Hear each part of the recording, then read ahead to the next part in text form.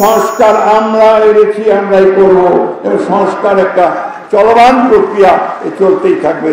সুতরাং তার সঙ্গে বিএনপিকে জড়িয়ে অযথা মিথ্যা প্রচার করে লাভ হবে না।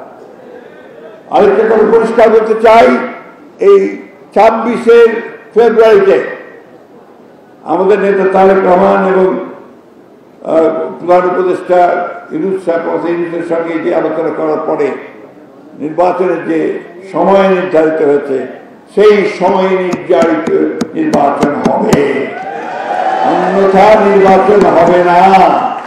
অর্থাৎ নির্বাচন তখনই হতে হবে। 1, 2 আমলাতন্ত্রকে কোনো একটি নির্দিষ্ট দলের পকেটে নেওয়ার চেষ্টা করা হচ্ছে, এটাকে আমরা কোনো মতেই বরদাস্ত করব না। সম্পূর্ণ নিরপেক্ষ আমলাতন্ত্র থাকতে হবে, সরকার থাকতে হবে নির্বাচনের সময়। নির্বাচন কমিশনকে সম্পূর্ণভাবে নিরপেক্ষ থাকতে হবে, অর্থাৎ কোন দলের কোন প্রসারের কাছে যেন কেউ মাথা নত না করে।